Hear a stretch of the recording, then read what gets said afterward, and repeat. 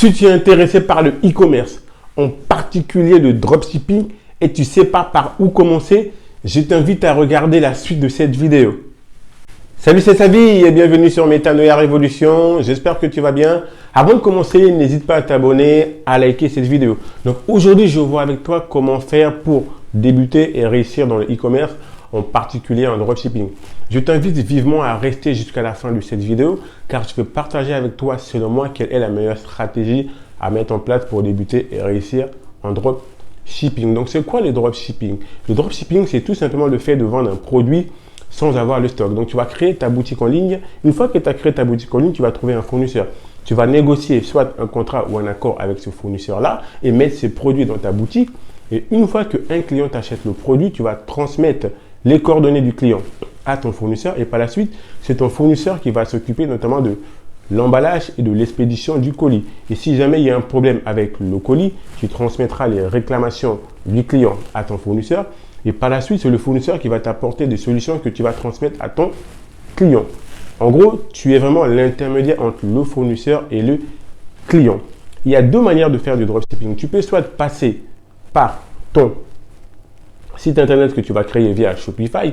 Shopify, c'est le plus connu. Donc, tu vas créer, tu vas tout designer selon ta niche, selon le produit que tu auras choisi. En tout cas, c'est toi qui gères tout de A à Z quand tu crées ta boutique en ligne. Et une fois que ta boutique a été mise en place, tu vas pouvoir faire de la publicité pour amener du trafic dans ta boutique. En effet, quand tu crées une boutique en ligne, tu n'es pas connu. Donc, il va vraiment falloir te faire connaître, notamment faire connaître tes produits. Pour cela, tu vas passer via la publicité Facebook, via la publicité Instagram, la publicité Snapchat ou même par les influenceurs. Donc, c'est pour ça, quand tu regardes une vidéo, notamment sur YouTube ou notamment quand tu es sur Instagram ou sur Snapchat, tu as pas mal de publicité. Donc, c'est une manière, en tout cas, quand les gens créent leur boutique en ligne, de ramener du trafic dans leur boutique pour pouvoir faire de la vente parce qu'ils ne sont pas connus. Et l'inconvénient, en tout cas, par rapport à cette méthode-là de créer sa boutique en ligne, c'est que tu n'es pas connu et bien évidemment, tu es obligé de faire de la publicité en permanence. Donc, investir de l'argent sans forcément être sûr que ça va te rapporter ou que ça va être rentable. Parce que le fait de faire de la publicité, c'est-à-dire que tu ramènes du trafic dans ta boutique, tu ramènes des clients, mais cela ne veut pas dire que les clients vont acheter tes produits. Et l'une des inconvénients aussi avec ces stratégies de créer sa boutique en ligne et de faire la publicité via les réseaux sociaux, c'est que quand on va sur Instagram ou quand on va dans ces réseaux sociaux, le but premier, ce n'est pas d'acheter. Donc, on dit que c'est plutôt du trafic qui sont froids. Par contre, l'avantage de créer sa boutique en ligne, c'est que c'est toi qui vas tout gérer de A à Z. C'est toi qui va vraiment t'occuper du design. C'est toi qui, en tout cas, tu auras beaucoup plus de choses, en tout cas, à gérer parce que c'est ta propre boutique que tu as créée toi-même. Et l'autre manière de pouvoir vendre dans le e-commerce ou de faire du dropshipping, ça serait de passer par les marketplaces. C'est quoi les marketplaces? Donc, ce sont les players de marché. Donc, on en connaît pas mal. Donc, il y a Amazon, eBay, Etsy, Rakuten, il y en a bien d'autres. Et la plupart de ces marketplaces, en tout cas, autorisent ou tolèrent le dropshipping. Amazon, c'est clair, et le dropshipping, c'est quasiment interdit. C'est quasiment interdit et j'ai deux conseils. Mais par contre, les marketplaces comme Rakuten, Cdiscount, Etsy, eBay, ce sont des marketplaces qui autorisent de faire du dropshipping. Je tiens à préciser quand même, si tu n'as pas de contrat ni d'accord avec un client pour le dropshipping, avec un fournisseur pour le dropshipping, dans ces cas-là, c'est de l'arbitrage. Et l'arbitrage, c'est tout à fait légal. Donc, tu peux aussi faire de l'arbitrage. Donc, une fois que tu passes par les marketplaces, donc l'avantage de vendre dans les marketplaces en dropshipping ou même en stock, c'est que tu vas pouvoir bénéficier de la notoriété de ces marketplaces qui investissent plusieurs milliers d'euros en publicité, en marketing.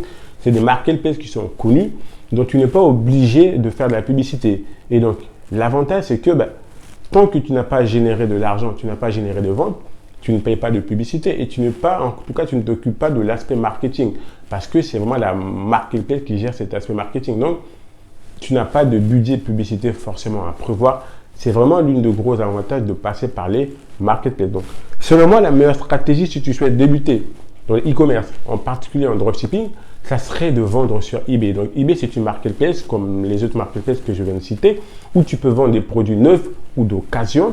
Et l'avantage d'eBay, c'est que eBay tolère, voire autorise le dropshipping.